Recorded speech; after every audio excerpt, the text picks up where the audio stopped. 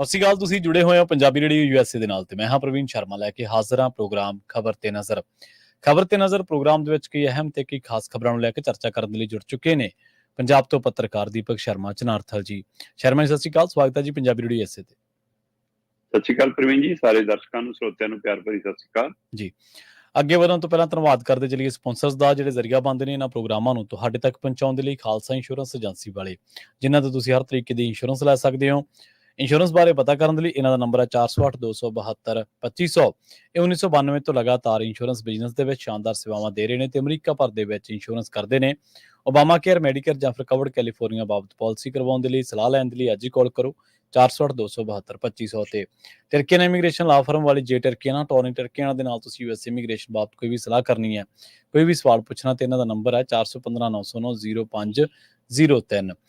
ਗੁਰਦੀਪ ਸਿੰਘ ਬਿਰਦੀ ਕਲੋਵਿਸ, ਮਨਦੀਪ ਸਿੰਘ, ਸੰਦੀਪ ਕੌਰ ਸੈਨ ਹੋਜ਼ੇ, Gurpal Singh Sacramento, Jind Kaur Bakersfield, Kamaljit Singh ਮੱਖਣ ਦੌਲਤਪੁਰੀਆ central ਵੈਲੀ, Jassi Gill plumbing ਵਾਲੇ Bakersfield ਤੋਂ। ਇਹਨਾਂ ਸਾਰੇ ਹੀ ਸਪਾਂਸਰਸ ਦਾ ਬਹੁਤ ਬਹੁਤ ਧੰਨਵਾਦ। ਤੇ ਜੇਕਰ ਤੁਸੀਂ ਵੀ ਪੰਜਾਬੀ ਰੇਡੀਓ USA ਦੇ ਇਹਨਾਂ ਪ੍ਰੋਗਰਾਮਾਂ ਨੂੰ ਸਪਾਂਸਰ ਕਰਨਾ ਚਾਹੁੰਦੇ ਹੋ ਤਾਂ ਸਟੂਡੀਓ ਦਾ ਨੰਬਰ ਹੈ 408-272-5200।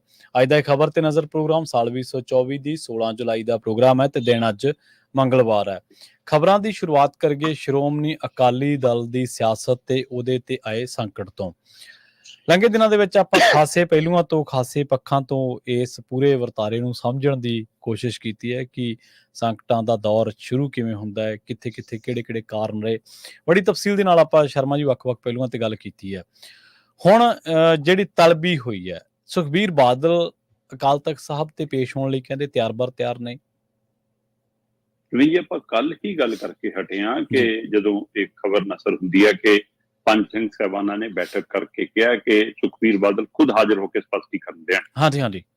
ਸੋ ਉਸ ਦਿਨ ਹੀ ਆਪਾਂ ਇਹ ਗੱਲ ਕਰਕੇ ਹਟੇ ਹਾਂ ਕਿ ਕਿਸੇ ਨੂੰ ਕੋਈ ਸ਼ੰਕਾ ਸ਼ੋਭਾ ਨਹੀਂ ਕਿ ਸੁਖਬੀਰ ਬਾਦਲ ਪੇਸ਼ ਨਹੀਂ ਹੋਊ। ਸੁਖਬੀਰ ਬਾਦਲ ਪੇਸ਼ ਹੋਏਗਾ ਤੇ ਸੁਖਬੀਰ ਬਾਦਲ ਨੇ ਉਸੇ ਹਵਾਲੇ ਨਾਲ ਬੜੇ ਥੋੜੇ ਸ਼ਬਦਾਂ 'ਚ ਲਿਖ ਕੇ ਇਹ ਪ੍ਰਗਟਾਇਆ ਕਿ ਮੈਂ ਤਾਂ ਪਰਨਾਇਆ ਹੋਇਆ ਸ਼੍ਰੀ ਅਕਾਲ ਤਖਤ ਸਾਹਿਬ ਨੂੰ, ਅਸੀਂ ਉਹਨਾਂ ਨੂੰ ਸਰਬਉੱਚ ਮੰਨਦੇ ਹਾਂ, ਸੋ ਇਸ ਲਈ ਮੈਂ ਤਾਂ ਨੰਗੇ ਪੈਰੀਂ ਆਊਂਗਾ ਤੇ ਮੈਂ ਪੇਸ਼ ਹੋਊਂਗਾ। ਇਹਦੇ ਵਿੱਚ ਕੋਈ ਸਵਾਲ ਨਹੀਂ ਸੀਗਾ ਕਿ ਪੇਸ਼ ਨਹੀਂ ਹੋਣਗੇ ਤੇ ਇਹਦੇ ਵਿੱਚ ਵੀ ਕੋਈ ਦੋ ਰਾਏ ਨਹੀਂ ਕਿ ਜੇ ਸਿੰਘ ਸਾਹਿਬਾਨਾਂ ਵੱਲੋਂ ਉਸ ਦੇ ਮਾਫੀ ਨੂੰ ਮਨਜ਼ੂਰ ਕਰਦਿਆਂ ਉਸ ਨੂੰ ਤਨਖਾਹ ਲਾਈ ਜਾਂਦੀ ਹੈ ਤਾਂ ਉਹ ਸਾਰੀਆਂ ਸੇਵਾਵਾਂ ਨਿਭਾਉਣਗੇ, ਉਹਨਾਂ ਨਾਲ ਉਹਨਾਂ ਦੀ ਲੀਡਰਸ਼ਿਪ ਵੀ ਨਿਭਾਊਗੀ। ਬਿਨਾਂ ਤਨਖਾਹ ਲੱਗਿਆਂ ਵੀ ਉਹ 2-3 ਵਾਰ ਸੰਕੇਤਕ ਤੌਰ ਤੇ ਇਹੀ ਦਿਖਾਉਣ ਦੀ ਕੋਸ਼ਿਸ਼ ਕਰਦੇ ਰਹੇ ਨੇ ਕਿ ਮੈਂ ਗੁਨਾਹ ਦੀ ਮਾਫੀ ਮੰਗਣ ਆਇਆ। ਸੋ ਉਹ ਚਾਹੇ ਆਪਣੇ ਪਿਤਾ ਤੱਕ ਦੇ ਭੋਗ ਦੇ ਉੱਤੇ ਵੀ ਮਾਫੀ ਵਾਲੀ ਗੱਲ ਕਹਿਣਾ, ਦਰਬਾਰ ਸਾਹਿਬ ਆ ਕੇ ਵੀ ਇੱਕ ਵਾਰ ਮਤਲਬ ਕਿ ਏਦਾਂ ਹੱਥ ਜੋੜ ਕੇ ਮਾਫੀ ਮੰਗਣਾ ਤੇ ਫਿਰ ਸੇਵਾ ਨਿਭਾਉਣਾ ਵੱਖ-ਵੱਖ, ਚਾਹੇ ਪਾਂਡਿਆਂ ਦੀ, ਚਾਹੇ ਲੰਗਰ ਦੀ, ਚਾਹੇ ਤੋ ਇਸ ਲਈ ਉਹ ਇਹ ਦਿਖਾਉਣ ਦੀ ਕੋਸ਼ਿਸ਼ ਕਰਦੇ ਨੇ। ਹੁਣ ਵੀ ਉਹ ਦਿਖਾਉਣ ਦੀ ਕੋਸ਼ਿਸ਼, ਪਰ ਆਪਾਂ ਕੱਲ ਵੀ ਇੱਕ ਪਹਿਲੂ ਤੇ ਗੱਲ ਕਰ ਰਹੇ ਸੀ ਤੇ ਇੱਕ ਪਹਿਲੂ ਹੋਰ ਹੈ ਜੀ। ਇੱਕ ਪਹਿਲੂ ਤਾਂ ਇਹ ਹੈ ਕਿ ਇਹ ਸਾਰਾ ਜੋ ਗੁਨਾਹ ਦੇ ਲਈ ਤੁਸੀਂ ਮਾਫੀ ਦਾ ਕਰ ਰਹੇ ਹੋ ਪ੍ਰਤੀਕਿਰਿਆਵਾਂ, ਚਾਹੇ ਉਹ ਚੰਦੂ ਮਾਜਰੇ ਵਾਲਾ ਗਰੁੱਪ ਕਰ ਰਿਹਾ, ਚਾਹੇ ਕਰ ਰਿਹਾ, ਉਹ ਗੁਨਾਹਾਂ ਦੀ ਤਫਸੀਲ ਕਿਵੇਂ ਹੈ, ਉਹ ਗੁਨਾਹਾਂ ਦੀ ਕਹਾਣੀ ਕਿਵੇਂ ਘੜੀ ਗਈ, ਉਸ ਗੁਨਾਹ ਕਰਨ ਲਈ ਤੁਹਾਨੂੰ ਪ੍ਰੇਰਿਤ ਕਿਹਨੇ ਕੀਤਾ, ਤੁਸੀਂ ਉਸ ਗੁਨਾਹਾਂ ਨੂੰ ਮਨਜ਼ੂਰੀ ਕਿਵੇਂ ਦਿੱਤੀ ਹੈ ਨਾ। ਜੇ ਤੁਸੀਂ ਸਿੱਧੇ ਸ਼ਾਮਲੀ ਤਾਂ ਸਿੱਧੇ ਰੂਪ ਚ ਕਿਵੇਂ ਸ਼ਾਮਲ ਹੋਏ, ਚਾਹੇ ਉਹ ਗੋਲੀकांड ਹੈ, ਚਾਹੇ ਉਹ ਮਾਫੀਨਾਮਾ ਹੈ, ਚਾਹੇ ਉਹ ਫਿਲਮ ਵਾਲਾ ਚਲਾਉਣ ਵਾਲਾ ਹੈ, ਚਾਹੇ ਉਹ ਬਾਬੇ ਦੀ ਮਾਫੀ ਵਾਲੇ ਸ਼੍ਰੋਮਣੀ ਕਮੇਟੀ ਤੋਂ 90 ਲੱਖ ਦੇ ਇਸ਼ਤਿਹਾਰ ਦਿਵਾਉਣ ਵਾਲਾ ਮਾਮਲਾ ਹੈ ਨਾ। ਤੇ ਇਹ ਉਹ ਨੇ ਜਿਹੜੇ 4-5 ਮੋਟੇ ਜਿਹੇ ਪੁਆਇੰਟ ਲਿਖ ਕੇ ਚੰਦੂ ਮਾਜਰਾ ਨੇ ਲਿਖਤੇ ਤੇ ਉਹਦੇ ਹਵਾਲੇ ਨਾਲ ਇਹਨਾਂ ਨੂੰ ਬੁਲਾ ਲਿਆ। ਉਹ ਜਿਹੜਾ ਮਾਫੀਆ ਰਾਜ ਪੰਜਾਬ ਲੁੱਟਿਆ, ਉਹਦਾ ਸੱਚ ਮੰਨੋਗੇ ਕਿ ਅਸੀਂ ਸਾਰਿਆਂ ਨੇ ਖਾਧੇ ਨੇ ਕਮਿਸ਼ਨ, ਅਸੀਂ ਸਾਰਿਆਂ ਨੇ ਹਿੱਸੇ ਪੱਤੀ ਲਈਆਂ ਨੇ ਜੀ। ਇਹ ਵੀ ਤਾਂ ਸਿੱਖ ਰਹਿਤ ਮਰਿਆਦਾ ਦੇ ਉਲਟ ਹੈ ਨਾ, ਭ੍ਰਿਸ਼ਟਾਚਾਰੀ।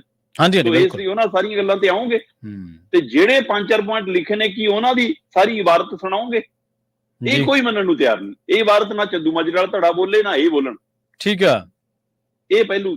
ਦੂਸਰਾ ਪਹਿਲੂ, ਇੱਕ ਪਾਸੇ ਤੁਸੀਂ ਕਹਿ ਰਹੇ ਹੋ ਕਿ ਅਸੀਂ ਅਕਾਲ ਤਖਤ ਸਾਹਿਬ ਨੂੰ ਸਰਵਉੱਚ ਮੰਨਦੇ ਹਾਂ, ਅਸੀਂ ਮਰਿਆਦਾ ਅਨੁਸਾਰ ਚੱਲਦੇ ਹਾਂ, ਤੇ ਫਿਰ ਮਰਿਆਦਾ ਤਾਂ ਮੋਹ ਮਾਇਆ ਤੋਂ, ਲਾਲਚਾਂ ਤੋਂ, ਕੁਰਸੀਆਂ ਤੋਂ, ਰੁਤਬਿਆਂ ਤੋਂ ਪਰੇ ਹੁੰਦੀ ਹੈ। ਜੀ ਬਿਲਕੁਲ ਸਹੀ ਹੈ। ਮਤਲਬ ਜੇ ਅਕਾਲੀ ਦਲ ਸਿਆਸੀ ਵਿੰਗ ਵਜੋਂ ਵੀ ਦੇਖੀਏ ਆਪਾਂ ਕਿ ਉਸ ਦਾ ਪੰਥ ਪ੍ਰਤੀ, ਸਿੱਖ ਕੌਮ ਪ੍ਰਤੀ, ਪੰਜਾਬੀਅਤ ਪ੍ਰਤੀ ਪਹਿਲੇ ਫਰਜ਼ਾਂ ਨੂੰ ਲੈ ਕੇ ਆ ਜਿਹੜਾ ਇਹਨਾਂ ਦਾ ਅਕਾਲੀ ਦਲ ਦਾ ਸੰਵਿਧਾਨ ਕਹਿੰਦਾ, ਤੇ ਉਹਦੇ ਵਿੱਚ ਜਦੋਂ ਤੁਸੀਂ ਸੇਵਾ ਨਿਭਾਉਣ ਚ ਸਹੀ ਕਾਮਯਾਬ ਨਹੀਂ ਤਾਂ ਲਾਂਭੇ ਹੋਣਾ ਵੀ ਤਾਂ ਉਹਦਾ ਹੀ ਹਿੱਸਾ ਹੈ। ਉਹਦਾ ਹੀ ਹਿੱਸਾ, ਬਿਲਕੁਲ ਸਹੀ ਹੈ। ਮਤਲਬ ਇੱਕ ਵਾਰ ਤੁਹਾਡੀ ਸਰਕਾਰ ਨਹੀਂ ਬਣੀ ਲੋਕਾਂ ਨੇ ਤੁਹਾਨੂੰ ਨਕਾਰਿਆ। ਦੂਸਰੀ ਵਾਰ ਤੁਸੀਂ ਲੋਕ ਸਭਾ ਚ ਗਏ, ਤੁਹਾਡੀਆਂ ਸਿਰਫ 2 ਸੀਟਾਂ ਆਈਆਂ। ਹਾਂਜੀ, ਤੁਸੀਂ ਫਿਰ ਵਿਧਾਨ ਸਭਾ ਚ ਆਏ, ਤੁਹਾਡੇ ਪਹਿਲੇ ਨਾਲੋਂ ਵੀ ਸੀਟਾਂ ਘਟ ਗਈਆਂ। ਤੁਸੀਂ ਫਿਰ ਲੋਕ ਸਭਾ ਚ ਆਏ, ਸਿਰਫ 1 ਸੀਟ ਆਈ। ਤੇ ਜ਼ਿਮਨੀ ਚੋਣ ਦੇ ਵਿੱਚ ਹਾਲ ਦੇਖ ਲਓ, ਜ਼ਮਾਨਤਾਂ ਜ਼ਬਤ ਹੋ ਰਹੀਆਂ। ਮਤਲਬ ਹਾਰੇ ਹੋਏ ਉਮੀਦਵਾਰਾਂ ਨੂੰ ਵੀ 17,000 ਵੋਟ ਪੈ ਰਹੀ ਹੈ, 16,000 ਤੁਹਾਨੂੰ 1,200 ਪੈ ਰਹੀ ਹੈ। ਸੋ ਇਹ ਸਾਰਾ ਦੇਖ ਕੇ ਵੀ ਪ੍ਰਧਾਨ ਜੀ ਕਿਉਂ ਨਹੀਂ ਕਹਿੰਦੇ ਕਿ ਆ ਚੱਕੋ ਅਸਤੀਫਾ ਭਾਈ, ਜੇ ਮੈਂ ਨਹੀਂ ਚਲਾ ਸਕਦਾ ਤੁਸੀਂ ਆ ਕੇ ਚਲਾਓ। ਬਿਲਕੁਲ ਸਹੀ ਹੈ। ਮਤਲਬ ਬਾਰ-ਬਾਰ ਇਹ ਕਹਿਣਾ ਕਿ ਜੀ ਨਾਲ ਦੇ ਸਾਥੀ ਨਹੀਂ ਮੰਨਦੇ, ਬਹੁਮਤ ਮੇਰੇ ਨਾਲ ਹੈ ਜੀ। ਬਹੁਮਤ ਭਾਈ ਪੰਜਾਬ ਦੇ ਨਾਲ ਹੈ, ਪਾਰਟੀ ਦੇ ਨਾਲ ਨਹੀਂ ਹੈ। ਜੇ ਬਹੁਮਤ ਪੰਜਾਬ ਤੁਹਾਡੇ ਨਾਲ ਨਹੀਂ ਹੈਗਾ ਤੇ ਫਿਰ ਉਹ ਪਾਰਟੀ ਵਾਲਾ ਬਹੁਮਤ ਨੂੰ ਕੀ ਕਰਨਾ ਤੁਸੀਂ? ਇਹਦਾ ਮਤਲਬ ਤੁਸੀਂ ਕੁਰਸੀ ਨੂੰ ਚਿੰਬੜੇ ਹੋ ਤੇ ਰੌਲਾ ਇਹ ਪਾ ਰਹੇ ਹੋ ਕਿ ਕੁਰਸੀ ਮੈਨੂੰ ਛੱਡ ਨਹੀਂ ਰਹੀ ਜੀ। ਇਹ ਅਜੇ ਤੱਕ ਪ੍ਰਗਟਾਵਾ ਬਾਦਲ ਪਰਿਵਾਰ ਨਹੀਂ ਕਰ ਪਾ ਰਿਹਾ ਤੇ ਬਾਦਲ ਪਰਿਵਾਰ ਅਕਾਲੀ ਦਲ ਦਾ ਕੁਝ ਹੋ ਜਾਵੇ, ਪ੍ਰਧਾਨਗੀ ਸਾਡੇ ਕੋਲ ਰਹਿ ਜਾਵੇ, ਇਸ ਸਥਿਤੀ ਚ ਸੁਖਬੀਰ ਬਾਦਲ ਨੂੰ ਨਜ਼ਰ ਆ ਰਹੀ। ਤੇ ਜਿਹੜੀ ਧਿਰ ਲੈ ਕੇ ਗਈ ਸੀ ਆਪਣਾ ਮਾਫੀਨਾਮਾ, ਚੰਦੂ ਮਾਜਰਾ, ਬੀਬੀ ਜਗੀਰ ਕੌਰ ਹੋਰੀ, ਉਹ ਸਾਰੀ ਧੜਾ, ਉਹ ਸਾਰਾ ਧੜਾ ਵੀ ਮਾਫੀਨਾਮਾ ਬਨਾਮ ਸ਼ਿਕਾਇਤ ਪੱਤਰ ਲੈ ਕੇ ਗਈ ਸੀ। ਠੀਕ ਹੈ ਜੀ। ਤੇ ਉਸੇ ਆਧਾਰ ਤੇ ਸ਼ਿਕਾਇਤ ਪੱਤਰ ਦੇ ਆਧਾਰ ਤੇ ਤਲਬ ਕੀਤਾ ਤੇ ਮੰਨਿਆ ਇਹ ਵੀ ਜਾ ਰਿਹਾ ਕਿ ਹੋ ਸਕਦਾ ਸਿੰਘ ਸਾਹਿਬਾਨਾਂ ਮੂਹਰੇ ਜਦੋਂ ਇਹ ਧਿਰ ਸੁਖਬੀਰ ਬਾਦਲ ਵਾਲੀ ਪੇਸ਼ ਹੋਵੇ ਤੇ ਉਸ ਤੋਂ ਬਾਅਦ ਉਹ ਤਨਖਾਹ ਲਾਉਣ ਤਾਂ ਤਨਖਾਹ 2 ਧੜਿਆਂ ਨੂੰ ਲਾ ਸਕਦੇ ਕਿ ਭਾਈ ਤੁਸੀਂ ਵੀ ਤਾਂ ਗਲਾਹ ਮਾਫੀ ਮੰਗ ਕੇ ਗਏ ਹੋ ਨਾ, ਇਸ ਲਈ ਦੋਵਾਂ ਨੂੰ ਤਨਖਾਹ ਲੱਗ ਸਕਦੀ ਹੈ। ਪਰ ਜਿਹੜਾ ਸਵਾਲ ਇੱਧਰ ਆ ਉਹੀ ਸਵਾਲ ਉੱਧਰ ਹੈ। ਮਤਲਬ ਤੁਸੀਂ ਚੰਦੂ ਮਾਜਰੇ ਹੋਰਾਂ ਨੂੰ ਪੁੱਛੋ ਕਿ ਤੁਸੀਂ ਆਪਣੇ ਮੁੰਡਿਆਂ ਨੂੰ ਦੋਵਾਂ ਨੂੰ ਲੜਾਉਣ ਲਈ ਇੰਨਾ ਤਰਲੋ ਮੱਛੀ ਹੋਏ, ਤੁਸੀਂ ਆਪਣੀ ਟਿਕਟ ਲੋਕ ਸਭਾ ਦੀ ਬਾਰ-ਬਾਰ ਲੈਂਦੇ ਰਹੇ ਹੈ ਨਾ, ਤੇ ਇਸ ਵਾਰ ਵੀ ਜਦੋਂ ਤੁਸੀਂ ਕਹਿੰਦੇ ਹੋ ਇੰਨਾ ਕੁਝ ਹੋ ਰਿਹਾ ਸੀ ਪਾਰਟੀ, ਤਾਂ ਵੀ ਟਿਕਟ ਨੂੰ ਪਹਿਲ ਦਿੱਤੀ। ਜਦੋਂ ਚੋਣ ਹਾਰ ਗਏ ਫਿਰ ਤੁਹਾਨੂੰ ਚੇਤੇ ਆ ਗਿਆ ਸਾਰਾ ਕੁਝ ਕਿ ਪਾਰਟੀ ਚੰਗਾ ਨਹੀਂ ਹੋ ਰਿਹਾ। ਬਿਲਕੁਲ ਹੈ ਨਾ। ਢੀਂਡਸਾ ਹੋਰੀ ਇਸ ਪਾਰਟੀ 'ਚ ਰਹਿ ਕੇ ਸਾਰੇ ਉਹਦੇ ਮਾਣ ਕੇ ਫਿਰ ਬਾਹਰ ਜਾ ਕੇ ਵੱਖਰਾ ਆਪਣਾ ਮੰਜਾ ਡਾ ਲਿਆ। ਜਗੀਰ ਕੌਰ ਨੇ ਵੀ ਇਹ ਕੋਸ਼ਿਸ਼ ਕਰਕੇ ਦੇਖ ਲਈ। ਸੋ ਇਹਦਾ ਮਤਲਬ ਤੁਹਾਡੇ ਅੰਦਰ ਵੀ ਅਹੁਦਿਆਂ ਦੀ, ਰੁਤਬਿਆਂ ਦੀ, ਕੁਰਸੀਆਂ ਦੀ ਲਾਲਸਾ ਤਾਂ ਉੱਥੇ ਹੀ ਖੜੀ ਆ ਨਾ ਜੀ ਜੀ। ਅਕਾਲੀ ਦਲ ਨੂੰ ਬਚਾਉਣ ਦੀ ਜਾਂ ਪੰਜਾਬ ਦੇ ਮਸਲਿਆਂ ਤੇ ਲੜਾਈ ਲੜਨ ਦੀ ਤਾਂ ਇੱਛਾ ਤੁਹਾਡੀ ਵੀ ਕਿਤੇ ਨਹੀਂ। ਸੋ ਇਹ ਸਾਰੀ ਪ੍ਰਤੀਕਿਰਿਆ ਇਹਨਾਂ ਪ੍ਰਤੀ ਨਿਰਾਸ਼ਾ ਪੈਦਾ ਕਰਦੀ ਆ, ਇਹਨਾਂ ਪ੍ਰਤੀ ਮਤਲਬ ਕਿ ਲੋਕਾਂ ਦੀ ਦੂਰੀ ਪੈਦਾ ਕਰਦੀ ਆ, ਜਿਹਨੂੰ ਅਜੇ ਵੀ ਸਮਝਣ ਦੀ ਲੋੜ ਨਹੀਂ ਮਹਿਸੂਸ ਕੀਤੀ ਜਾ ਰਹੀ। ਕਹਿੰਦੇ ਜੀ ਸੁਧਾਰ ਲਹਿਰ ਸ਼ੁਰੂ ਕਰ ਲਈ, ਗੁਰਪ੍ਰਤਾਪ ਬਡਾਲਾ ਨੂੰ ਅਸੀਂ ਕਨਵੀਨਰ ਬਣਾ ਲਿਆ ਤੇ ਅਸੀਂ ਪੰਥ ਨੂੰ, ਪੰਜਾਬ ਨੂੰ, ਆਵਾਮ ਨੂੰ ਮਨਾਉਣਾ ਨਹੀਂਗਾ, ਅਸੀਂ ਤਾਂ ਰੁੱਸੇ ਲੀਡਰਾਂ ਨੂੰ ਮਨਾਉਣਾ, ਬਸ ਉਹਨਾਂ ਦੇ ਘਰੇ ਪਹੁੰਚ ਕਰਨੀ ਸ਼ੁਰੂ ਕਰਨੀ। ਮਤਲਬ ਅਜੇ ਵੀ ਧਰਾਤਲ ਤੇ ਉਤਰ ਕੇ ਲੋਕਾਂ 'ਚ ਜਾ ਕੇ ਸਮਝਣ ਦੀ ਅਕਾਲੀ ਦਲ ਕੋਸ਼ਿਸ਼ ਨਹੀਂ ਕਰ ਰਿਹਾ ਕਿ ਸਾਨੂੰ ਨਕਾਰਿਆ ਕਿਉਂ ਗਿਆ। ਉਹ ਅਕਾਲੀ ਦਲ ਜਿਹਦਾ ਹਰ ਪਿੰਡ ਦੇ ਹਰ ਘਰ ਦੇ ਅੰਦਰ ਕੋਈ ਵਰਕਰ ਬੈਠਾ ਸੀ, ਅੱਜ ਉਸ ਨੂੰ ਪਿੰਡਾਂ ਦੇ ਬੂਥਾਂ ਦੇ ਵਿੱਚੋਂ ਖਾਲੀ ਮੁੜਨਾ ਪੈਂਦਾ, ਉਹਨਾਂ ਦੀਆਂ ਪੇਟੀਆਂ ਖਾਲੀ ਆਉਂਦੀਆਂ, ਮਤਲਬ ਹੈ ਨਾ। ਸੋ ਇਹ ਸਥਿਤੀ ਨੂੰ ਸਮਝਣ ਦੇ ਲਈ ਅਕਾਲੀ ਦਲ ਅਜੇ ਤੱਕ ਉਸ ਹਿੱਲੇ ਜਾ ਹੀ ਨਹੀਂ ਰਿਹਾ। ਠੀਕ ਹੈ, ਅਕਾਲ ਤਖਤ ਸਾਹਿਬ ਤੇ ਪੇਸ਼ ਹੋਣਾ ਇਹ ਤੁਹਾਡਾ ਇਹ ਦਰਸਾਉਂਦਾ ਕਿ ਹਾਂ ਤੁਸੀਂ ਅਜੇ ਵੀ ਅਕਾਲ ਤਖਤ ਸਾਹਿਬ ਨੂੰ ਸਰਵਉੱਚ ਮੰਨਦੇ ਹੋ, ਪਰ ਜਥੇਦਾਰ ਸਾਹਿਬਾਨਾਂ ਦੀ ਸਰਵਉੱਚਤਾ ਬਹਾਲ ਹੋਣੀ ਅਜੇ ਬਾਕੀ ਹੈ। ਜੀ ਜੀ। ਸ਼੍ਰੋਮਣੀ ਕਮੇਟੀ ਦਾ ਰੁਤਬਾ ਬਹਾਲ ਹੋਣਾ ਅਜੇ ਬਾਕੀ ਹੈ। ਜੋ ਉਹਦਾ ਰੁਤਬਾ, ਜੋ ਸਤਿਕਾਰ ਪਹਿਲੇ ਸੀਗੀਆਂ ਸੰਸਥਾਵਾਂ ਦਾ, ਤੁਸੀਂ ਉਹਨੂੰ ਵੱਡੀ ਢਾਹ ਲਾਈ ਹੈ, ਉਹ ਬਾਹਰੋਂ ਨਹੀਂ ਲੱਗੀ, ਤੁਸੀਂ ਲਾਈ ਹੈ। ਸੋ ਇਹ ਸਥਿਤੀ ਦੇ ਉੱਤੇ ਅਕਾਲੀ ਦਲ ਕਦੋਂ ਆਊਗਾ, ਉਦਣ ਦੇਖਾਂਗੇ। ਉਦਣ ਕਿਉਂਕਿ ਪੰਜਾਬ ਨੂੰ ਅਕਾਲੀ ਦਲ ਦੀ ਲੋੜ ਹੈ, ਪਰ ਉਹ ਸ਼੍ਰੋਮਣੀ ਅਕਾਲੀ ਦਲ ਦੀ ਲੋੜ ਹੈ। ਮੈਂ ਬਾਰ-ਬਾਰ ਕਹਿੰਦਾ ਕਿ ਉਹ ਬਾਦਲ ਅਕਾਲੀ ਦਲ ਜਾਂ ਹੋਰ ਕੋਈ ਅਕਾਲੀ ਦਲ ਦੀ ਲੋੜ ਨਹੀਂ। ਜੀ ਜੀ, ਬਿਲਕੁਲ। ਤੇ ਆਪਾਂ ਅਗਲੀ ਖਬਰ ਦੇ ਵੱਲ ਵਧੀਏ। ਸ਼ਰਮਾ ਜੀ, ਗੱਲ ਕਰੀਏ ਕਿਸਾਨੀ ਦੀ। 2020-21 ਦੇ ਵਿੱਚ ਜਿਹੜੀ ਕਿਸਾਨੀ ਦੀ ਜਿੱਤ ਹੋਈ ਸੀ, ਉਹਨੇ ਹੌਸਲੇ ਬੁਲੰਦ ਕੀਤੇ ਸੀ ਕਿਸਾਨੀ ਦੇ, ਲੋਕਾਂ 'ਚ ਵੀ ਕੀਤੇ। ਲੋਕਾਂ ਨੂੰ ਲੱਗਿਆ ਕਿ ਜੇਕਰ ਹੱਕਾਂ ਦੇ ਲਈ ਲਾਮਬੰਦੀ ਕਰਕੇ ਲੜੀਏ ਤਾਂ ਹੱਕ ਲਏ ਜਾ ਸਕਦੇ ਆ, ਸਰਕਾਰ ਨੂੰ ਝੁਕਾਇਆ ਜਾ ਸਕਦਾ, ਆਪਣੀ ਗੱਲ ਮਨਵਾਈ ਜਾ ਸਕਦੀ ਹੈ। ਹਾਲਾਂਕਿ ਉਹ ਵੀ ਆਪਾਂ ਇਹ ਕਹਿ ਦਈਏ ਕਿ ਸਰਕਾਰ ਨੇ ਜਿਹੜਾ ਵਾਅਦਾ ਕੀਤਾ ਸੀ MSP ਵਾਲਾ, ਉਹ ਹਲੇ ਵੀ ਵਫਾ ਨਹੀਂ ਹੋਇਆ। ਕਿਸਾਨਾਂ ਨੇ ਹੁਣ ਐਲਾਨ ਕਰ ਦਿੱਤਾ, ਸੁਪਰੀਮ ਕੋਰਟ ਨੇ ਵੀ ਕਿਹਾ ਕਿ ਤੁਸੀਂ ਹਾਈਵੇ ਰੋਕ ਨਹੀਂ ਸਕਦੇ। ਆਪਾਂ ਉਸ ਤੇ ਵੀ ਗੱਲ ਕੀਤੀ ਸੀ ਕਿ ਸ਼ੰਭੂ ਬਾਰਡਰ ਖੁੱਲਦੇ ਹੀ ਦਿੱਲੀ ਜਾਵਾਂਗੇ, ਤੇ ਜੇਕਰ ਦਿੱਲੀ ਜਾਵਾਂਗੇ ਤੇ ਉੱਥੇ ਤਾਂ ਅਰਵਿੰਦ ਕੇਜਰੀਵਾਲ ਦੀ ਸਰਕਾਰ ਆ, ਉਹ ਤਾਂ ਸ਼ਾਇਦ ਨਹੀਂ ਰੋਕੂਗੀ, ਪਰ ਫਿਰ ਵੀ ਪੁਲਿਸ ਤਾਂ ਮੇਰਾ ਖਿਆਲ ਰਾਜਪਾਲ ਦੇ ਅੰਡਰ ਆ, ਦਿੱਲੀ ਦੀ ਪੁਲਿਸ ਤਾਂ ਰੋਕ ਹੀ ਸਕਦੀ ਹੈ। ਬਿਲਕੁਲ ਪ੍ਰਵੀਨ ਜੀ, ਜਦੋਂ ਜਿਹੜੇ ਕਿਸਾਨ ਅੰਦੋਲਨ ਦੀ ਤੁਸੀਂ ਗੱਲ ਕਰਦੇ ਹੋ, ਜਦ ਐਲਾਨ ਹੋਇਆ ਸੀ ਕਿ ਅਸੀਂ ਦਿੱਲੀ ਜਾਣਾ, ਚਾਹੇ ਰੋਕਾਂ ਲੱਗੀਆਂ ਹੋਣ, ਰੋਕਾਂ ਹਟਾ ਕੇ ਜਾਣਾ, ਤੇ ਰੋਕਾਂ ਹਟਾ ਕੇ ਗਏ ਤੇ ਦਿੱਲੀ ਜਾ ਕੇ ਉੱਥੇ ਮਤਲਬ ਸਿੰਘੂ ਬਾਰਡਰ ਦੇ ਉੱਤੇ, ਟਿਕਰੀ ਬਾਰਡਰ ਦੇ ਉੱਤੇ ਤੈਅ ਕੀਤਾ ਕਿ ਇੱਥੇ ਬੈਠਣਾ। ਹਾਂ, ਉਹ ਤੋਂ ਅੱਗੇ ਦਿੱਲੀ ਪੁਲਿਸ ਨੇ ਆਪਣੀ ਸਾਰੀ ਤਾਕਤ ਝੋਂਕਤੀ ਸੀ, ਹੈ ਨਾ, ਨੀਮ ਫੌਜੀ ਦਸਤੇ ਸਾਰੇ ਝੋਂਕਤੇ ਸੀ, ਪਰ ਉੱਥੇ ਤੈਅ ਹੋਇਆ ਕਿ ਜਦ ਕਿ ਉਹ ਬੈਰੀਕੇਡ ਵੀ ਤੋੜੇ ਜਾ ਸਕਦੇ ਸੀ। ਪਰ ਉਹ ਤੈਅ ਹੋਇਆ ਕਿ ਇੱਥੇ ਬੈਠਣਾ ਜੀ ਜੀ। ਤੇ ਪਰ ਹੁਣ ਵਾਲੀ ਜਥੇਬੰਦੀਆਂ ਕਹਿੰਦੀਆਂ ਕਿ ਜੇ ਰਾਹ ਖੁੱਲੂਗਾ ਤਾਂ ਜਾਵਾਂਗੇ। ਮਤਲਬ ਉਹਨੇ ਸਪਸ਼ਟ ਕਰਤਾ ਕਿ ਅਸੀਂ ਨਾਕੇ ਤੋੜ ਨਹੀਂ ਰਹੇ ਜਾਂ ਸਾਤੋਂ ਟੁੱਟ ਨਹੀਂ ਰਹੇ, ਹੈ ਨਾ। ਕਿਉਂਕਿ ਜੋ ਘਾਣ ਜੋ ਹਰਕਤਾਂ ਹਰਿਆਣਾ ਸਰਕਾਰ ਨੇ ਕੀਤੀਆਂ ਨੇ, ਜਿਸ ਕਦਰ ਗੋਲੀਬਾਰੀ ਹੈ ਨਾ, ਉਹ ਚਾਹੇ ਪਲਾਸਟਿਕ ਦੀਆਂ ਗੋਲੀਆਂ ਦੀ ਆੜ 'ਚ ਹੋਵੇ, ਚਾਹੇ ਸ਼ੁਭਕਰਨ ਦੀ ਮੌਤ ਵਾਲਾ ਮਾਮਲਾ ਹੈਗਾ, ਪ੍ਰਿਤਪਾਲ ਉਹਨਾਂ ਨਾਲ ਕੁੱਟਮਾਰ ਵਾਲਾ ਮਾਮਲਾ ਹੈਗਾ, ਤਾਂ ਉਹ ਸਾਰੇ ਵਰਤਾਰੇ ਤੋਂ ਬਾਅਦ ਇਹ ਜਥੇਬੰਦੀਆਂ ਦਾ ਇੱਕ ਸਿਆਣ ਭਰਿਆ ਫੈਸਲਾ ਵੀ ਹੁੰਦਾ ਕਿ ਠੀਕ ਹੈ, ਆਪਾਂ ਦੰਗਾ ਫਸਾਦ ਨਹੀਂ ਹੋਣ ਦੇਣਾ, ਆਪਾਂ ਇੱਥੇ ਸ਼ਾਂਤੀ ਨਾਲ ਬੈਠਣਾ। ਜੋ ਪਿਛਲੇ 5 ਮਹੀਨਿਆਂ ਤੋਂ ਇੱਥੇ ਬੈਠੇ ਵੀ ਤੇ ਪਰ ਹੁਣ ਜਦੋਂ ਹਾਈਕੋਰਟ, ਪੰਜਾਬ ਹਰਿਆਣਾ ਹਾਈਕੋਰਟ ਨੇ ਫੈਸਲਾ ਸੁਣਾਇਆ ਕਿ 7 ਦਿਨਾਂ ਦੇ ਵਿੱਚ ਖੋਲੋ, ਤਾਂ ਆਪਾਂ ਉਸੇ ਦਿਨ ਗੱਲ ਕਰ ਰਹੇ ਸੀ ਕਿ 7 ਦਿਨਾਂ ਦੇ ਵਿੱਚ ਬਾਰਡਰ ਖੋਲਣ ਦੀ ਬਜਾਏ ਉੱਥੇ ਤਾਂ ਪੁਲਿਸ ਨਫਰੀ ਹੋਰ ਵਧਾਤੀ, ਪੁਲਿਸ ਦੀ ਗਿਣਤੀ ਹੋਰ ਵੱਧ ਗਈ ਜੀ। ਤੇ ਭਾਰਤੀ ਹਵਾਲੇ ਨਾਲ ਮਤਲਬ ਕੱਲ 16 ਤਰੀਕ ਸੀ ਤੇ 16 ਤਰੀਕ 7ਵਾਂ ਦਿਨ ਸੀ, ਜਿਸ ਦਿਨ ਆਖਰੀ ਦਿਨ ਸੀ ਬਾਰਡਰ ਖੋਲਣ ਦਾ। ਪਰ ਉਹਦੀ ਬਜਾਏ ਮਤਲਬ ਕਿ ਹਰਿਆਣੇ ਦੇ ਸਰਕਾਰ ਨੇ ਸੁਪਰੀਮ ਕੋਰਟ ਦਾ ਰੁਖ ਕਰ ਲਿਆ। ਵੈਸੇ ਸੁਪਰੀਮ ਕੋਰਟ ਹਾਈ ਕੋਰਟ ਦੇ ਫੈਸਲੇ ਤੋਂ ਬਾਅਦ ਆਪਣੀ ਟਿੱਪਣੀ ਪਹਿਲਾਂ ਹੀ ਦੇ ਚੁੱਕਿਆ ਸੀਗਾ ਕਿ ਕਿਸਾਨਾਂ ਦਾ ਹੱਕ ਬਣਦਾ ਦਿੱਲੀ ਜਾਣਾ, ਉਹ ਰਾਹ ਖੁੱਲਣਾ ਤੁਹਾਡਾ ਹੱਕ ਆ, ਤੁਸੀਂ ਟ੍ਰੈਫਿਕ ਕੰਟਰੋਲ ਕਰੋ ਬਸ। ਪਰ ਹੁਣ ਉਹ ਪੰਜਾਬ ਹਰਿਆਣਾ ਹਾਈ ਕੋਰਟ ਦੇ ਜਿਹੜਾ ਫੈਸਲੇ ਚ ਸੀਗਾ ਕਿ ਕਿਸਾਨਾਂ ਲਈ ਰਾਹ ਖੋਲਿਆ ਜਾਵੇ 7 ਦਿਨਾਂ ਚ, ਉਹ ਉਸ ਦੇ ਉਲਟ ਜਾ ਕੇ ਹਰਿਆਣਾ ਸਰਕਾਰ ਨੂੰ ਸੁਪਰੀਮ ਕੋਰਟ ਗਈ ਹੈ ਤੇ ਹੁਣ 22 ਜੁਲਾਈ ਨੂੰ ਸੁਣਵਾਈ ਜੀ। ਪਰ ਕਿਸਾਨ ਜਥੇਬੰਦੀਆਂ ਨੇ, ਡੱਲੇਵਾਲ ਹੋਰਾਂ ਨੇ ਤੇ ਬਾਕੀ ਉਹਨਾਂ ਦੇ ਧਿਰਾਂ ਨੇ ਕੱਲ ਚੰਡੀਗੜ੍ਹ 'ਚ ਬੈਠਕ ਕੀਤੀ। ਬੈਠਕ ਕਰਕੇ ਐਲਾਨ ਕੀਤਾ ਕਿ ਅਸੀਂ ਲੰਘੇ ਕੱਲ ਮਤਲਬ ਅੱਜ ਭਾਰਤੀ ਸਮੇਂ ਅਨੁਸਾਰ ਅੱਜ ਇਹਨਾਂ ਨੇ ਅੰਬਾਲੇ 'ਚ ਘਿਰਾਓ ਕਰਨਾ ਸੀਗਾ ਕਿ ਅੰਬਾਲੇ 'ਚ ਸਾਡਾ ਘਿਰਾਓ ਤੈਅ ਆ, ਅਸੀਂ ਕਰਾਂਗੇ ਕਿਉਂਕਿ ਉਹ ਵਾਟਰ ਕੈਨਨ ਬੁਆਏ ਜਿਹੜਾ ਉਹਨੂੰ ਨਹੀਂ ਛੱਡ ਰਹੇ ਸੀਗੇ ਇਹ। ਸੋ ਉਧਰ ਤੇ ਦੂਸਰੇ ਪਾਸੇ ਕਹਿੰਦੇ ਕਿ ਜਿੱਦਣ ਬਾਰਡਰ ਖੁੱਲਿਆ ਅਸੀਂ ਦਿੱਲੀ ਜਾਵਾਂਗੇ, ਇਹ ਫੈਸਲਾ ਹੁੰਦਾ। ਤੇ ਉਹ ਬੈਠਕ ਤੋਂ ਤੁਰੰਤ ਬਾਅਦ ਖਬਰ ਆਉਂਦੀ ਹੈ ਕਿ ਨਵਦੀਪ ਨੂੰ ਜ਼ਮਾਨਤ ਮਿਲ ਗਈ ਹੈ ਤੇ ਦੇਰ ਰਾਤ ਉਹਨੂੰ ਰਿਹਾ ਵੀ ਕਰ ਦਿੱਤਾ ਗਿਆ। ਠੀਕ ਹੈ। ਸੋ ਇਸ ਲਈ ਅੰਬਾਲੇ ਵਾਲਾ ਤਾਂ ਹੁਣ ਉਹ ਤਾਂ ਟਲ ਗਿਆ ਪ੍ਰੋਗਰਾਮ, ਠੀਕ ਹੈ ਨਾ। ਪਰ ਦਿੱਲੀ ਜਾਣਾ ਤੈਅ ਹੈ ਤੇ ਦਿੱਲੀ ਜਾਣਾ ਉਹ ਵੀ ਇਹੀ ਹੈ ਕਿ ਜਦੋਂ ਬਾਰਡਰ ਖੁੱਲੇਗਾ। ਹਾਂ, ਖਨੌਰੀ ਬਾਰਡਰ ਤੇ ਔਰ ਸ਼ੰਭੂ ਬਾਰਡਰ ਦੇ ਉੱਤੇ ਗਿਣਤੀ ਵਧਣ ਲੱਗੀ ਹੈ ਕਿਸਾਨਾਂ ਦੀ। ਪਿੰਡਾਂ ਦੇ ਵਿੱਚ ਫਿਰ ਜਿਹੜੀਆਂ ਜਥੇਬੰਦੀਆਂ ਨਾਲ ਸਿੱਧੇ ਜਿਹੜੇ ਅੰਦੋਲਨ 'ਚ ਬੈਠੀਆਂ ਨੇ, ਤਰ੍ਹਾਂ ਉਹਨਾਂ ਨਾਲ ਸੰਬੰਧਿਤ ਜਿਹੜੇ ਉਹਨਾਂ ਦੇ ਸਾਥੀ ਨੇ, ਉਹ ਕਿਸਾਨਾਂ ਨੇ ਆਪਣੇ ਟਰੈਕਟਰ ਟਰਾਲੀਆਂ ਫਿਰ ਤਿਆਰ ਕੀਤੀਆਂ ਨੇ। ਪਿੰਡਾਂ 'ਚੋਂ ਰਸਦ ਇਕੱਠੀ ਹੋਣ ਲੱਗੀ ਹੈ ਨਾ। ਸੋ ਇਸ ਲਈ ਅਗਲੇ 5 ਮਹੀਨੇ 6 ਮਹੀਨੇ ਦੀ ਰਸਦ ਲੈ ਕੇ ਫਿਰ ਤਿਆਰੀ ਕੀਤੀ ਜਾ ਰਹੀ ਹੈ। ਔਰ ਹੁਣ ਕਿਸਾਨ ਜਥੇਬੰਦੀਆਂ ਬਾਰ-ਬਾਰ ਇਹੀ ਕਹਿ ਰਹੀ ਨੇ ਕਿ ਅਸੀਂ ਦਿੱਲੀ ਚਾਹੇ ਸਾਨੂੰ ਜੰਤਰ ਮੰਤਰ ਥਾਂ ਦੇ ਦਿਓ, ਚਾਹੇ ਰਾਮਲੀਲਾ ਮੈਦਾਨ ਦੇ ਦਿਓ, ਅਸੀਂ ਸੜਕ ਰੋਕਣ ਦਾ ਤਦ ਵੀ ਨਹੀਂ ਆਏ ਸੀ, ਤਦ ਵੀ ਅਸੀਂ ਰਾਮਲੀਲਾ ਮੈਦਾਨ ਮੰਗਿਆ ਸੀ।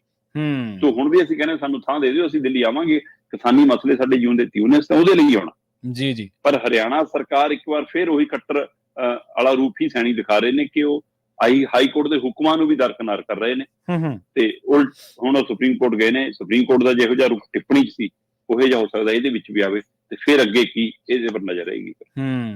ਬਿਲਕੁਲ। ਤੇ ਨਾਲੇ ਇਹ ਵੀ ਹੈ ਨਾ ਕਿ ਤੁਸੀਂ ਜਦੋਂ ਮੰਨ ਲਓ ਕੋਈ ਰਣਨੀਤੀ ਤੁਸੀਂ ਉਲੀਕਦੇ ਆ ਸ਼ਰਮਾ ਜੀ, ਫਿਰ ਉਹਦੇ ਦੂਰਗਾਮੀ ਪ੍ਰਭਾਵ ਕੀ ਹੋਣਗੇ ਵੀ ਤੁਹਾਨੂੰ ਦੇਖਣਾ ਪਊਗਾ।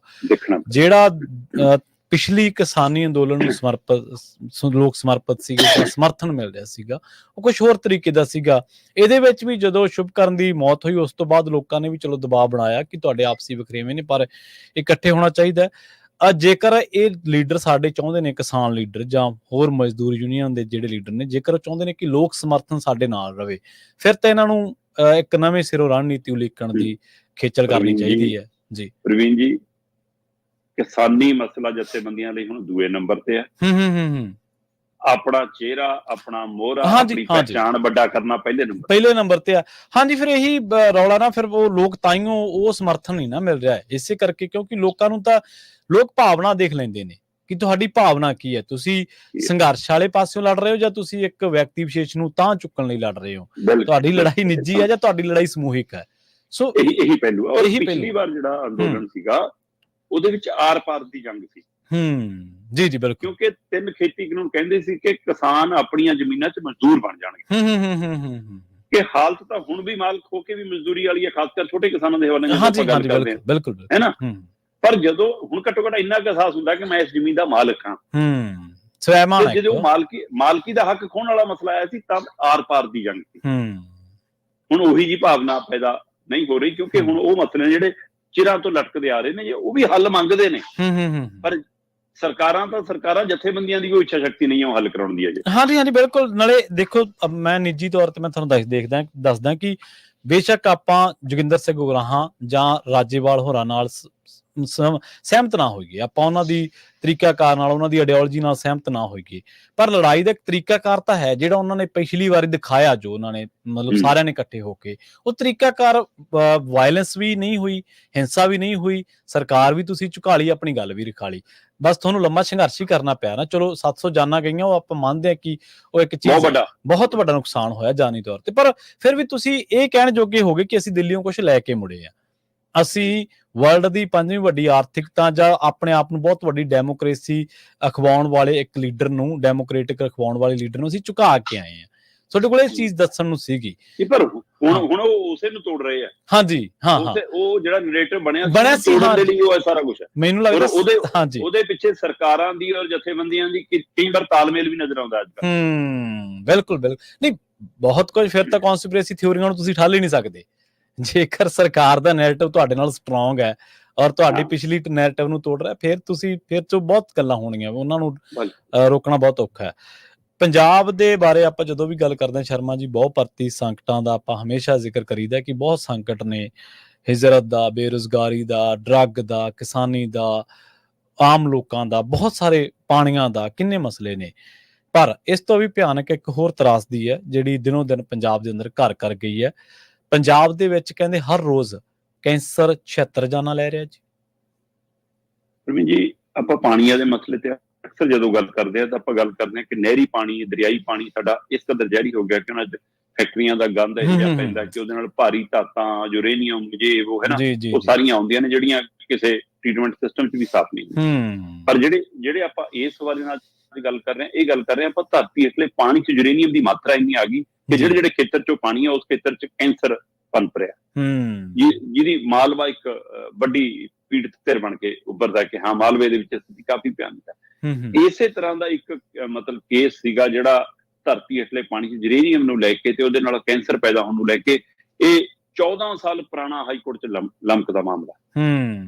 ਤੇ ਉਸ ਮਾਮਲੇ ਤੇ ਜਦੋਂ ਹੁਣ ਸੁਣਵਾਈ ਹੋਈ ਤਾਂ ਮਾਨਯੋਗ ਹਾਈ ਕੋਰਟ ਨੇ ਪੰਜਾਬ ਸਰਕਾਰ ਨੂੰ, ਚੀਫ ਸੈਕਟਰੀ ਨੂੰ ਝਾੜਾ ਮਾਰੀਆਂ ਕਿ ਤੁਸੀਂ 14 ਸਾਲ ਪਹਿਲਾਂ ਜੇ ਮਾਲਵੇ ਦੀ ਗੱਲ ਕਰ ਰਹੇ ਸੀ, ਅੱਜ ਵੀ ਮਾਲਵੇ ਦੀ ਟਿਕਿਓ, ਪੂਰੇ ਪੰਜਾਬ ਦੀ ਹਾਲਤ ਦਾ ਬਾਚ ਲਓ ਕਿ ਉਹਦਾ ਅਸਰ ਇਹ ਤਾਂ ਹੈ ਨਹੀਂਗਾ ਨਾ ਕਿ ਇੱਧਰ ਮਾਲਵੇ ਵਾਲਾ ਖੇਤਰ ਤੇ ਇੱਧਰ ਦੁਆਬੇ ਵਾਲਾ ਆ ਗਿਆ ਜਾਂ ਮਾਝੇ ਵਾਲਾ ਆ ਗਿਆ, ਭਾਈ ਵੱਟ ਦੇ ਪਾਰ ਨਹੀਂ ਜਾਊਗਾ, ਇਹ ਜ਼ਹਿਰੀ ਪਾਣੀ ਇੱਧਰ ਹੀ ਰਹੂਗਾ।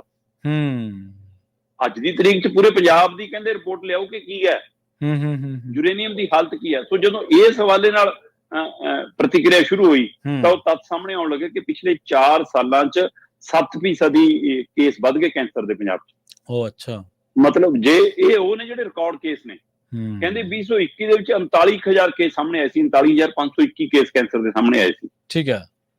2022 ਦੇ ਵਿੱਚ ਵੱਧ ਕੇ 40,000 ਹੋ ਗਏ। 2023 ਚ 41,337 ਹੋ ਗਏ ਤੇ 24 ਚ ਅੱਜ ਦੀ ਤਰੀਕ ਚ 42,000 ਤੋਂ ਪਾਰ ਨੇ, 42,288 ਕੇਸ ਨੇ। ਇਹ ਉਹ ਨੇ ਜਿਹੜੇ ਜਾਂਚ ਹੋ ਗਈ, ਰਿਪੋਰਟ ਆ ਗਈ, ਜਿਨ੍ਹਾਂ ਦੀ ਟ੍ਰੀਟਮੈਂਟ ਸ਼ੁਰੂ ਹੁੰਦੀ ਹੈ ਉਸ ਨਾਲ।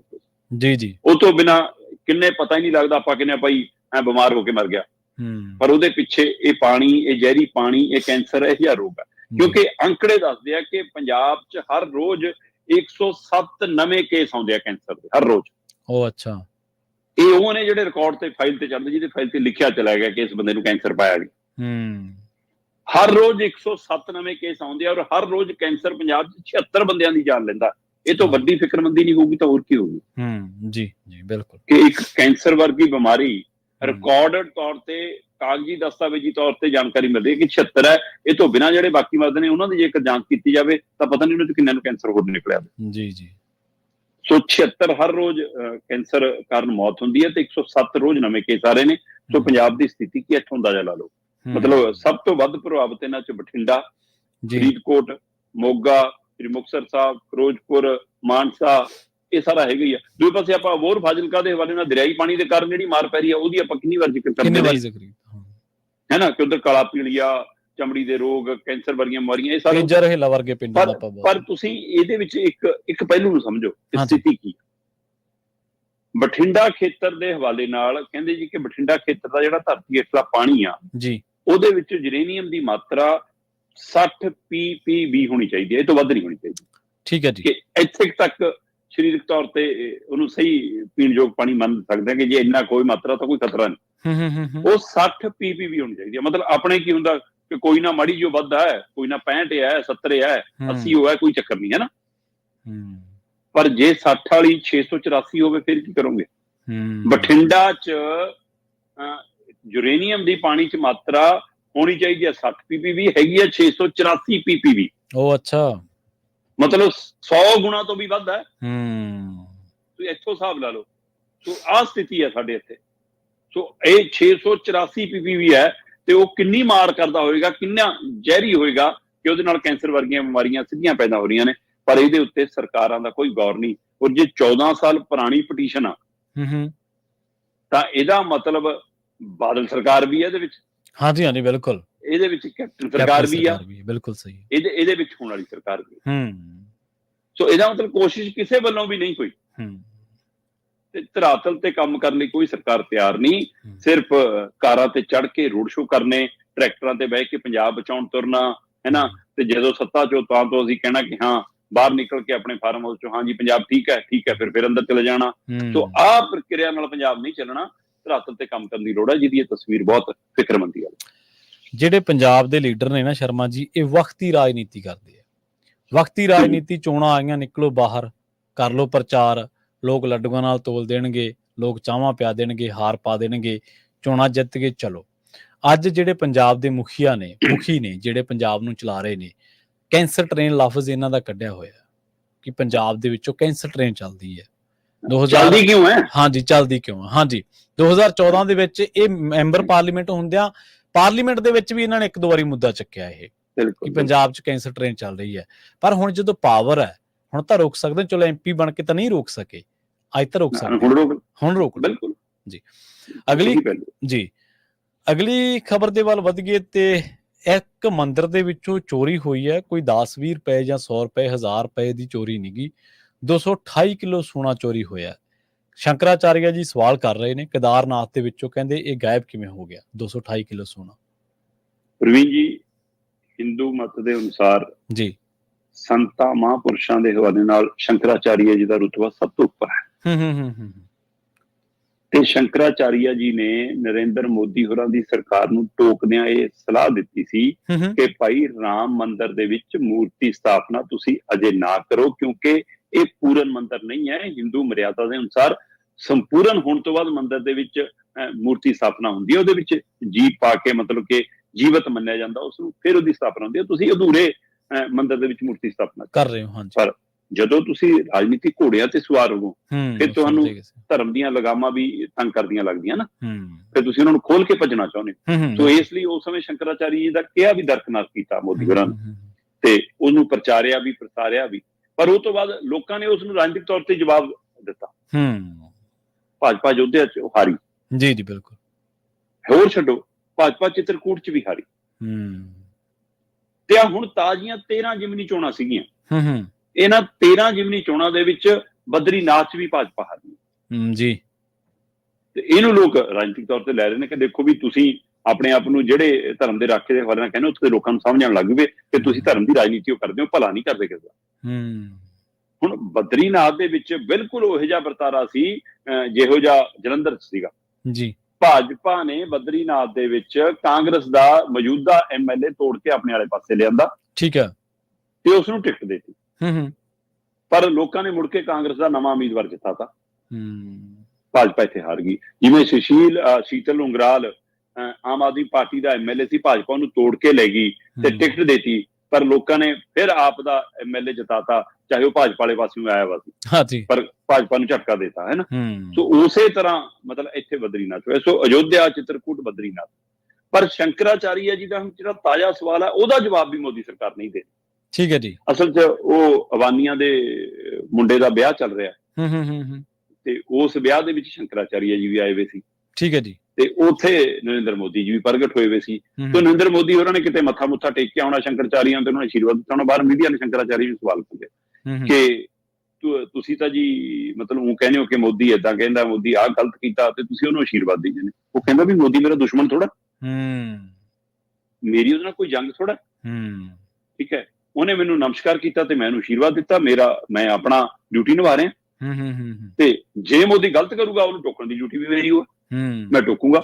ਮੰਨਣਾ ਨਾ ਮੰਨਣਾ ਉਹਦੇ ਆਪਣੀ ਬੁੱਧੀ ਤੇ ਹੈ, ਮੇਰਾ ਕੰਮ ਉਹਨੂੰ ਦਰੁਸਤ ਕਰਨਾ ਹੈ, ਬਿਲਕੁਲ ਮੈਂ ਸਹੀ। ਕਰਦਾ ਰਹੂੰਗਾ। ਉਸੇ ਦਰੁਸਤੀ ਦੇ ਹਵਾਲੇ ਨਾਲ ਉਹਨਾਂ ਨੇ ਫਿਰ ਜਾਣਕਾਰੀ ਦਿੱਤੀ ਮੀਡੀਆ ਨੇ।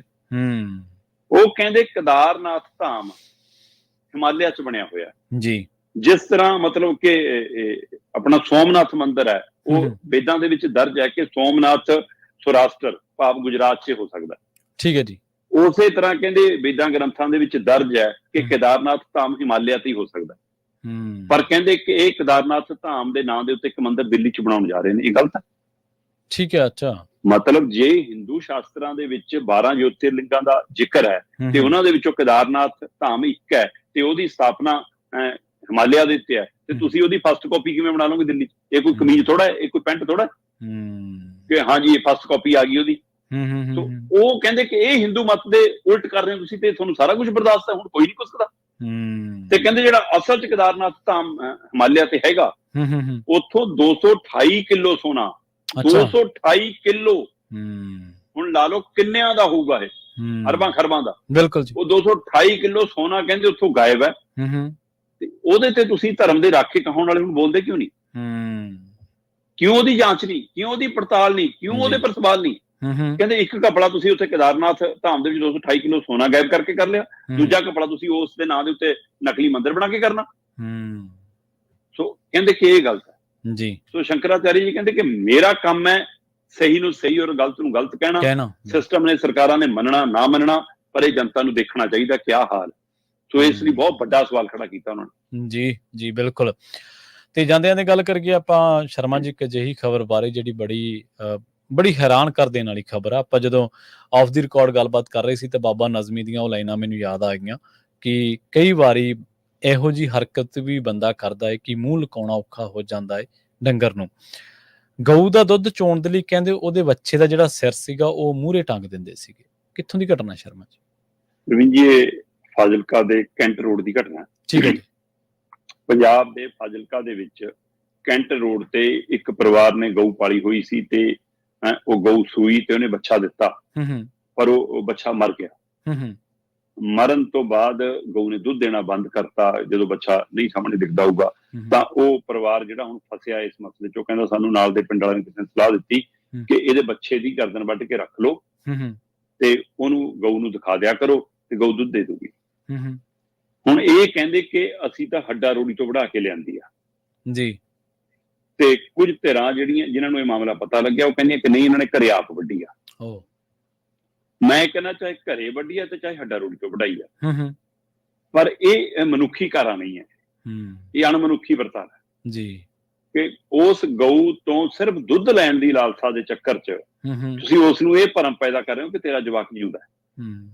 ਤੁਸੀਂ ਉਹਦੇ ਬੱਚੇ ਦੀ ਗਰਦਨ ਵਢਾਈ, ਉਹਨੂੰ ਬਕਾਇਦਾ ਕੈਮੀਕਲ ਲਾਇਆ ਤਾਂ ਕਿ ਉਹਦੇ ਚੋਂ ਮੁਸਕ ਨਾ ਆਇਆ ਕਰੇ, ਤੇ ਉਹਦੇ ਗਊ ਦੇ ਜਿੱਥੇ ਕਿੱਲੇ ਤੇ ਬੰਨ ਕੇ ਤੁਸੀਂ ਧਾਰ ਚੋਂਦੇ ਸੀ ਉਹਦੇ ਸਾਹਮਣੇ ਵਾਲੀ ਕੰਧ ਤੇ ਇੱਕ ਕਿੱਲਾ ਗੱਡ ਲਿਆ, ਉਹਦੇ ਉੱਪਰ ਬੱਚੇ ਦਾ ਸਿਰ ਟੰਗ ਦਿੰਦੇ ਸੀ ਤਾਂ ਕਿ ਗਊ ਉਹਨੂੰ ਚੱਕਦੀ ਰਹੇ ਤੇ ਉਹਨੂੰ ਲੱਗੇ ਕਿ ਮੇਰਾ ਬੱਚਾ ਖੜਾ ਹੈ ਤੇ ਤੁਹਾਨੂੰ ਦੁੱਧ ਮਿਲਦਾ। ਉਹ ਕਹਿੰਦੇ ਦੁੱਧ ਮਿਲਣ ਵੀ ਲੱਗ ਗਿਆ। ਇਹ ਮਾਮਲਾ ਜਦੋਂ ਜਨਤਕ ਹੋਇਆ ਤੇ ਉਸ ਤੋਂ ਬਾਅਦ ਉਹ ਪਰਿਵਾਰ ਦੇ ਉੱਤੇ ਹੁਣ ਕੇਸ ਦਰਜ ਹੋਇਆ, ਉਹਦੀ ਜਾਂਚ ਪੜਤਾਲ ਹੋ ਰਹੀ ਹੈ। ਪਰ ਇਹ ਵਰਤਾਰਾ ਮਤਲਬ ਕਿਸ ਲਾਲਸਾ ਤੱਕ ਆ ਗਿਆ ਸੀ। ਇਹ ਬਹੁਤ ਮਤਲਬ ਮੈਨੂੰ ਤਾਂ ਗੱਲ ਕਰਦਿਆਂ ਉਹ ਹੋ ਰਿਹਾ ਕਿ ਕਿਹੋ ਜਿਹਾ ਮਤਲਬ ਬੰਦੇ ਦੀ ਮਾਨਸਿਕਤਾ ਹੋ ਗਿਆ ਕਿ ਉਹ ਇਸ ਹੱਦ ਤੱਕ ਚਲਾ ਗਿਆ ਕਿ ਅਸੀਂ ਇਹ ਵੀ ਨਹੀਂ ਸੋਚਦੇ ਕਿ ਅਸੀਂ ਵਰਤਾਰਾ ਕਿਹੋ ਜਿਹਾ ਵਾਪਰ ਰਹੇ ਹਾਂ, ਕਿਹੋ ਜਿਹੀ ਘਟਨਾ ਨੂੰ ਅੰਜਾਮ ਦੇ ਰਹੇ ਹਾਂ। ਮਤਲਬ ਹੁਣ ਸੋਸ਼ਲ ਮੀਡੀਆ ਤੇ ਵੀ ਖਬਰ ਚੱਲ ਰਹੀ ਹੈ ਤੇ ਮੀਡੀਆ 'ਚ ਵੀ ਇਹਦੀ ਚਰਚਾ ਜੀ। ਸ਼ਰਮਾ ਜੀ, ਇਹਨਾਂ ਖਾਸ ਖਬਰਾਂ ਤੇ ਖਾਸ ਜਾਣਕਾਰੀਆਂ ਦੇ ਲਈ ਤੁਹਾਡਾ ਬਹੁਤ ਬਹੁਤ ਧੰਨਵਾਦ ਜੀ। ਬਹੁਤ ਸ਼ੁਕਰੀਆ ਜੀ। ਪ੍ਰੋਗਰਾਮ ਖਬਰ ਤੇ ਨਜ਼ਰ ਨੂੰ ਆਪਾਂ ਇੱਥੇ ਸਮਾਪਤ ਕਰਾਂਗੇ। ਤੁਹਾਡਾ ਸਾਰਿਆਂ ਦਾ ਬਹੁਤ ਧੰਨਵਾਦ। ਸਤਿ ਸ੍ਰੀ ਅਕਾਲ। ਜੁੜੇ ਰਹੋ ਪੰਜਾਬੀ ਰੇਡੀਓ USA ਦੇ ਨਾਲ।